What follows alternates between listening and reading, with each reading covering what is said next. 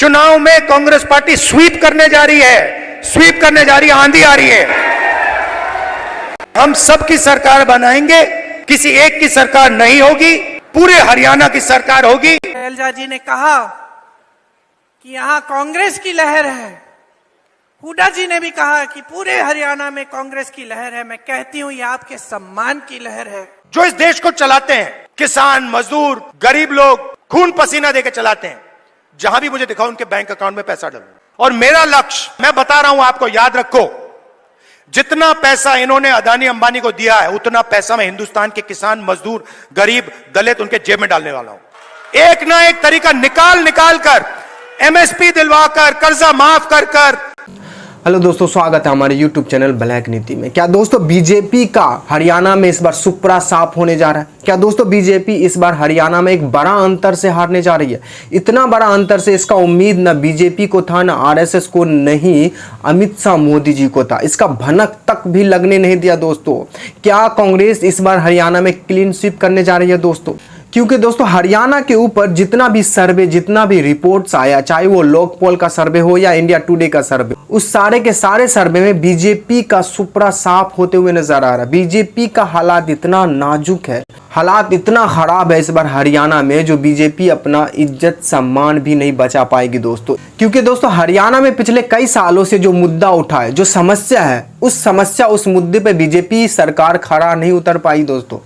चाहे वो किसान का मुद्दा हो, चाहे वो 3 कृषि कानून का मुद्दा हो, फिर एमएसपी का मुद्दा हो, इसके ऊपर हरियाणा के किसान विरोध प्रदर्शन एमएसपी की गारंटी मांग रही थी। लेकिन बीजेपी सरकार, चाहे केंद्र की सरकार हो या राज्य की सरकार हो, हरियाणा के किसान के ऊपर अत्याचार किया गया, लाठीचार्ज किया गया, उसे रोका गया, उनकी आवाज दबाए गए दोस्तों। ये एक बड़ा मुद्दा है दोस्तों इस बार हरियाणा के चुनाव में दोस्तों, किसान का मुद्दा। दूसरा मुद्दा दोस्तों अग्निवीर का योजना, कि कैसे अग्निवीर के योजना हरियाणा में तहलका मचा दिया दोस्तों। चाहे दोस्तों हरियाणा की पहलवानों का मुद्दा हो, कैसे बीजेपी सरकार पहलवानों के ऊपर अत्याचार किया गया, पहलवानों की आवाज को दबाने की कोशिश किया गया दोस्तों इस बार के चुनाव में पहलवान एक एक्स फैक्टर है, और यही पहलवान डिसाइड करने वाला कि इस बार बीजेपी कितना सीट जीत रही है दोस्तों हरियाणा में। ये समझ लीजिए कि इस बार का जो पहलवान है, जो हरियाणा में दंगल होता, अखाड़ा होता ना, ये दंगल और पहलवान सारा के सारा कांग्रेस के साथ है।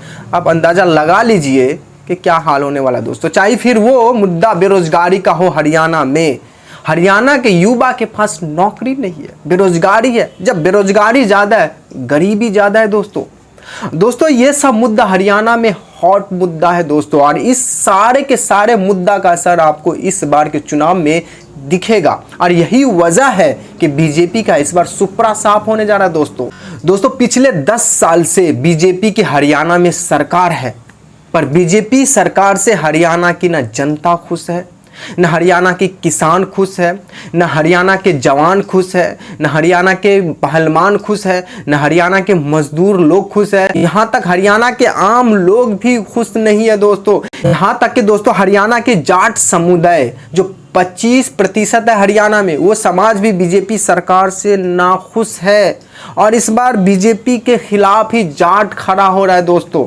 तो दोस्तों आप अंदाजा लगा सकते हैं कि बीजेपी का इस बार हरियाणा में क्या होने जा रहा है दोस्तों। और हरियाणा का जो माहौल है, हरियाणा से जो खबरें आ रही है, हरियाणा में जो राजनीतिक उठल पुटल अभी मच रही है दोस्तों 2 दिन के बाद मतदान होना है। आज 3 तारीख है, कल से परसों मतदान हो रहा है 90 सीटों पे दोस्तों।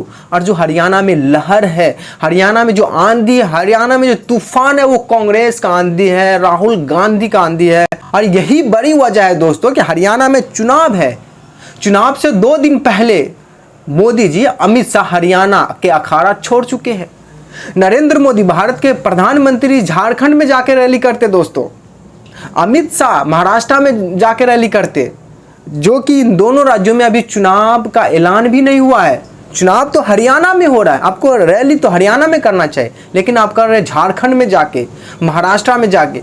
इस बात से साफ जाहिर है कि बीजेपी इतनी डरी हुई है, बीजेपी को मालूम पड़ गया है कि हमारा अब बुरा हाल होने वाला।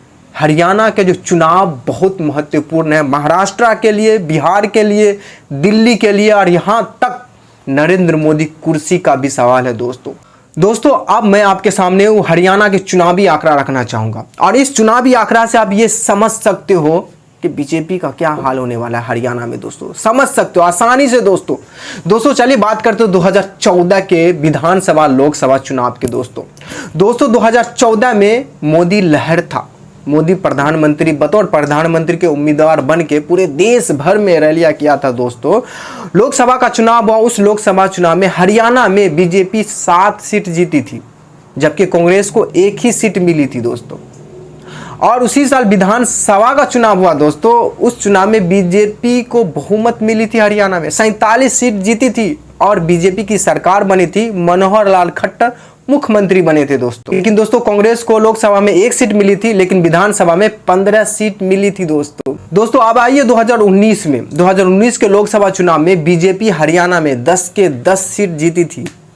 10 के 10 सीट हरियाणा में बीजेपी क्लीन स्वीप, कांग्रेस के खाता में 0। फिर विधानसभा इलेक्शन होता है, उसमें बीजेपी को बहुमत नहीं मिलती है, बीजेपी 40 पे आके अटक जाती है। जेजेपी के साथ गठबंधन करके बीजेपी सरकार बनाती है, लेकिन उस विधानसभा में 2019 के विधानसभा में कांग्रेस को 31 सीट मिलती है दोस्तों। मतलब 2014 में कांग्रेस को 15 सीट मिली थी विधानसभा में, 2019 में लोकसभा में 0 सीट कांग्रेस को और विधानसभा में 31 सीट, मतलब डबल सीधा 0 सीट लोकसभा में आने के बावजूद भी। अब दोस्तों आइए 2024 में जो लोकसभा चुनाव हुआ, उस चुनाव में बीजेपी 5 सीट जीती है हरियाणा में और 5 सीट कांग्रेस। और सोच लीजिए कि अब विधानसभा का चुनाव हो रहा है, अगले 1 दिन के बाद मतदान होना है।